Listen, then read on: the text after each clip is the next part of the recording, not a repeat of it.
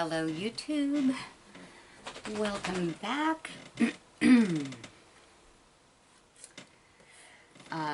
Today we're just going to ask a simple question. As I'm getting started on my channel, I talked to my kids and asked them what questions they had. So, my firstborn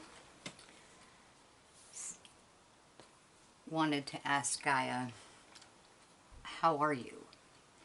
And I thought that was a great question. So I'm going to start with the Celtic Tree Oracle cards. And let me just adjust one thing so I can see what you're seeing.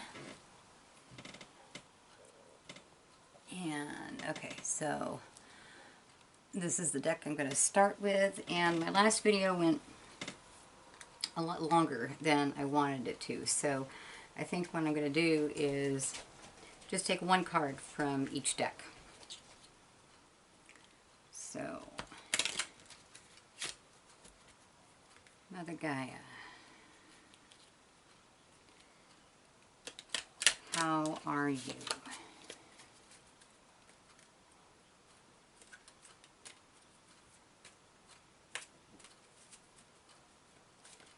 How are you, Mother? Let's see. Heather.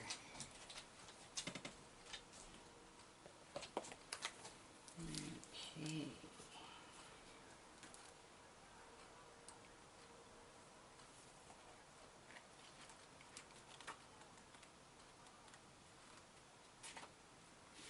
All right. So, this Ogham card has a dual aspect, representing not only the heather but also the mistletoe. The outer meaning conveyed by Ur, that's the Gaelic name for it. Heather is the symbolic gateway linking the fertile earth and the spirit world. Mistletoe, traditionally known as all heal, is the invisible fertility symbol on solid foundations, revealing the inner meaning. At the time of the midsummer sunrise, the sun casts 3 spreading rays of light, which open the gates of... I don't know how to pronounce that. I'm going to try. I can't. I can't pronounce the Gaelic. I'm sorry. Which opens the gates to the portal of the other world. These 3 bars of light, known as the Awen, tribans in Cornwall and Brittany, harmonize with the threefold nature of the Celtic universe.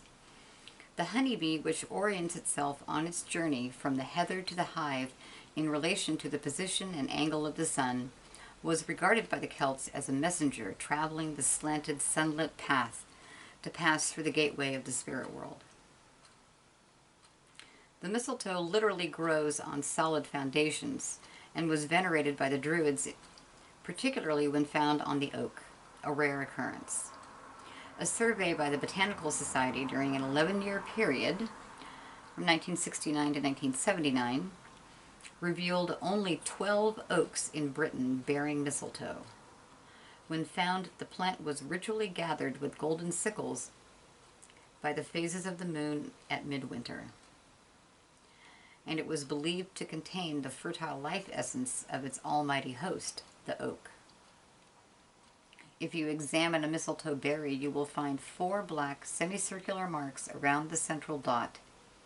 These represent the mystic cities of the Sidhe, or the world of fairy. Phaleus, north; Phineus, south; Gorius, east; and Mirius, west. The central dot is the etheric 5th, plus thus encompassing the circles of existence. Mistletoe and heather combine in this card of the Ogham to guide you into closer contact with the world of spirit and the resulting healing your pathway can lead to. After all, mistletoe is not called all heal for no reason. Its derivatives are to be found in several modern medicines, and a preparation is used in some forms of alternative medicines today as a treatment for cancer.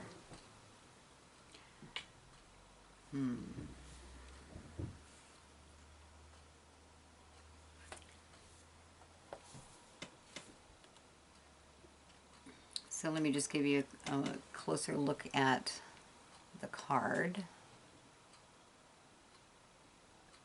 And I'm just going to move it to be sure that, try to get the glare off of it. So as I was reading that, I think the message I got is that Gaia is fine, but is treating herself for cancer. She has cancer, and we are the cause.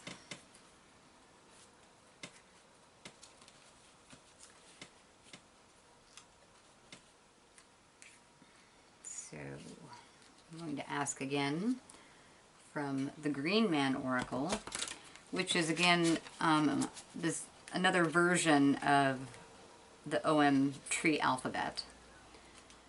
If you folks didn't watch my first video, the Ogham alphabet developed in the British Isles the same time as runes developed in the Norse countries. And like runes, it is not only a system of divination, it is also an alphabet. It was the first alphabet used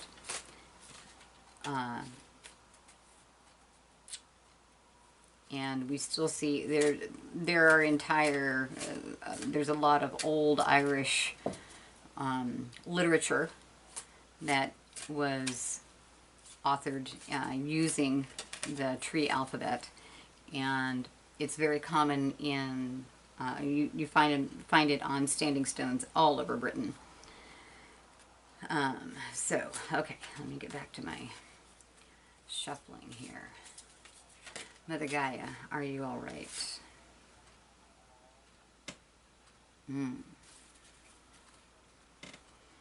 Okay, and from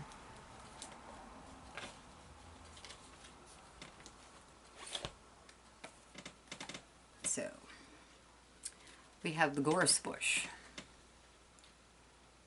And this particular deck is illustrated by Will Worthington, one of my favorite modern day druids. I've got a couple of his decks that he illustrated.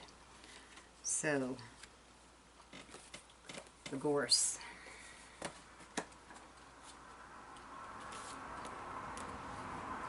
And I can't draw the gorse card without thinking of Winnie the Pooh and some bees.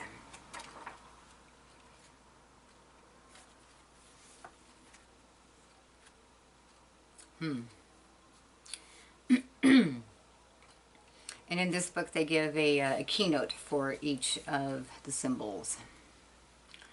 So for gorse, fertility wakes a fire in the mind.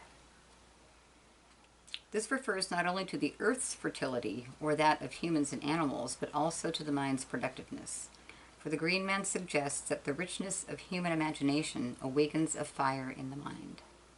The fertility of the earth and human inspiration are linked in other ways.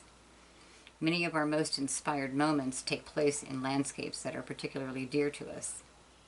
Gorse's vitality and energy link it with the strength of life itself in all its aspects. Wherever it grows, it encourages us to listen to our creative instincts and to tend to the fertile garden of our imagination. In doing this, we can find happiness and the answer to all kinds of problems. Just as the ecstatic profusion of gorse inflames the land, so the impulsive connection between ideas in our heads sets up its own passionate dance in our lives.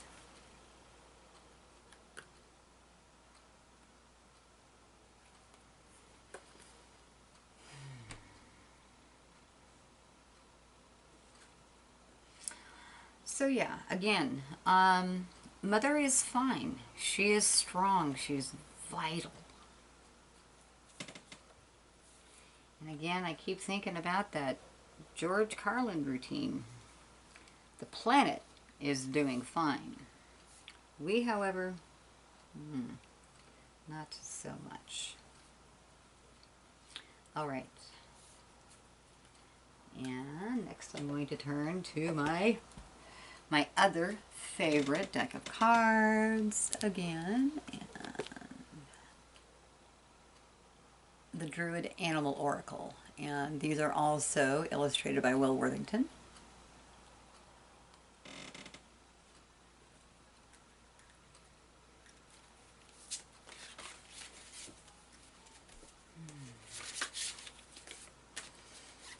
Mother Gaia, how are you?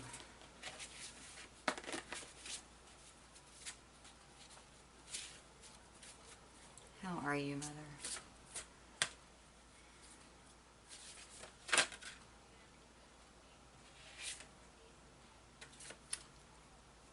The Raven reversed.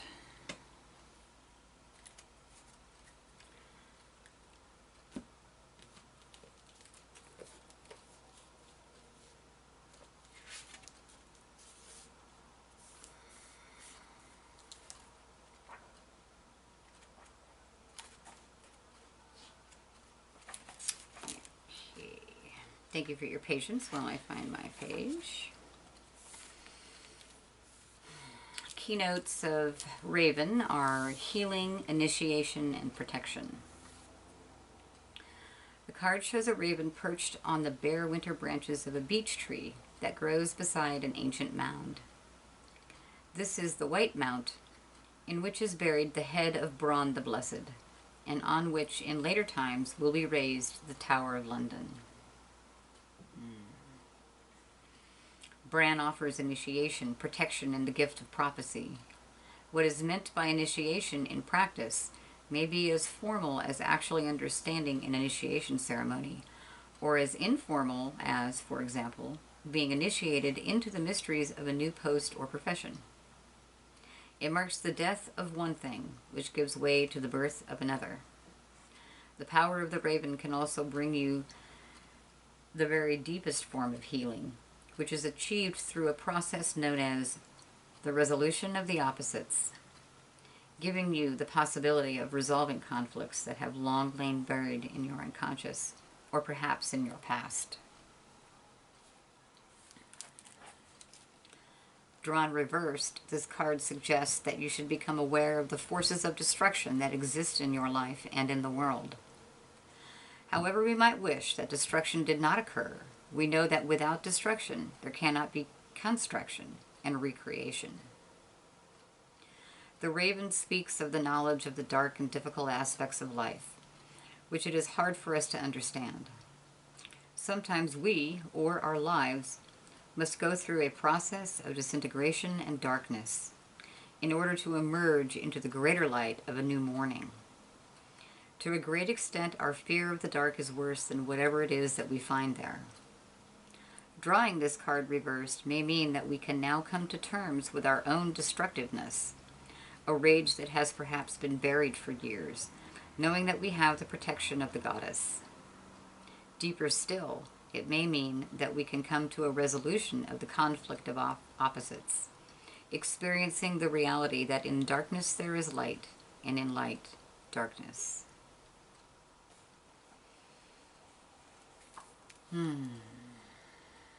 So I just got to breathe that in for a moment.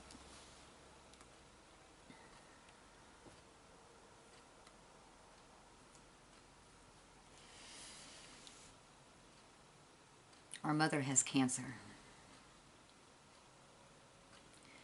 And she is taking the steps to heal herself. She is vital and strong and fertile.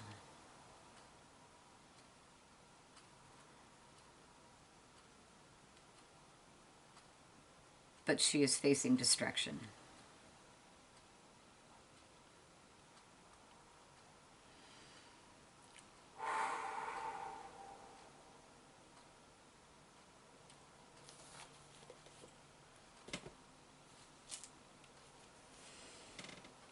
Okay.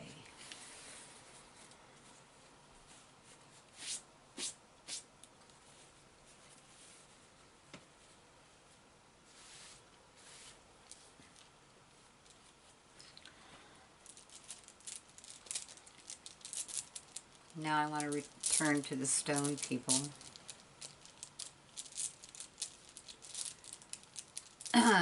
And I don't know about you guys, but for me, this reading is actually bringing up a lot of questions.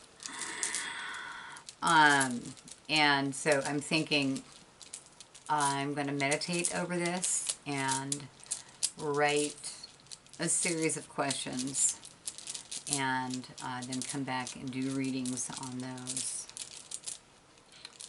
But let me just juggle around my runes here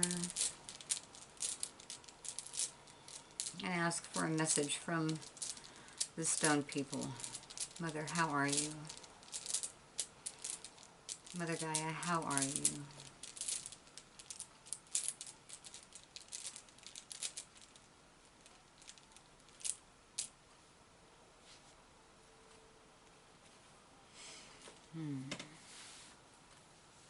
I got this one. So the gorse showed up in my first reading also, and no, that is not the one that I had last time. It was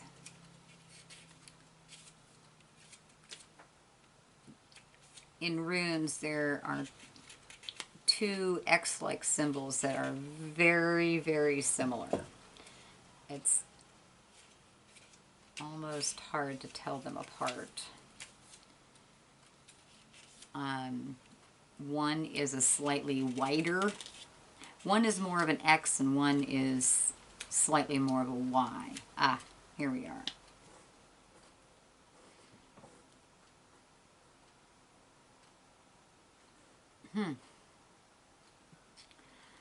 Well, so this is the one that is more of an X. The other one so this is the one that was in my other reading, and you can see where it's really kind of more of a Y. So this one here is X, and this is Gebo. In the alphabet, it is represents the letter G. The meaning of it is gift, and it is associated with sharing, hospitality, blessings, exchanges of oaths, generosity, and personal relationships.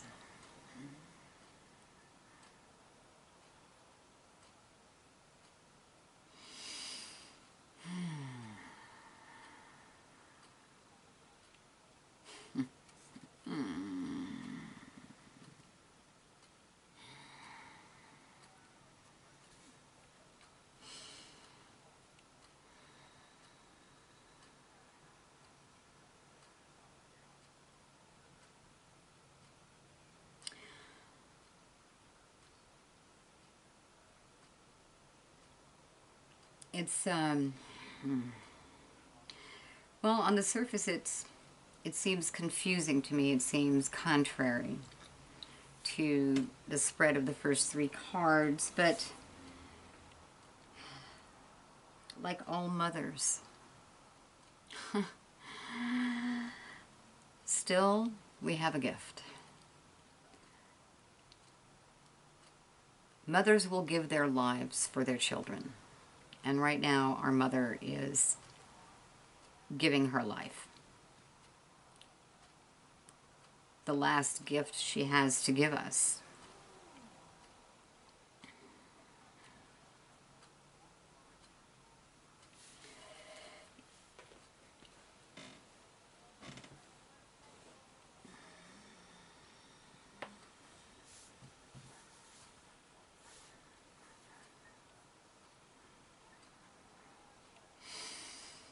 Yeah. Motherly love. Motherly love. In spite of the cancer that we have wrought upon her, she fights for her own survival in the face of her own destruction, and still gives us gifts. Wow. All right, well, I hope that resonated with you folks. Like I said, it's really raised just more and more questions for me. And I will be asking those questions and making further videos on them. So thanks for watching, everyone. Please give me a like, subscribe, comment, all that other YouTube stuff. And everybody, meditate, send love to our mother.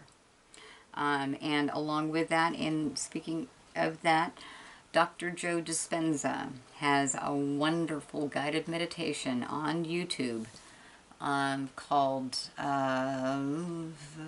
Coherence 2019. And it is specifically a guided meditation for healing the earth. So highly recommend that. I play along, I put it on and meditate with that with Joe as often as possible. So please join us all in that. It's Coherence 2019, Dr. Joe Dispenza, a guided meditation to directly send healing energy to the earth. Thanks again for watching, and we'll see you next time.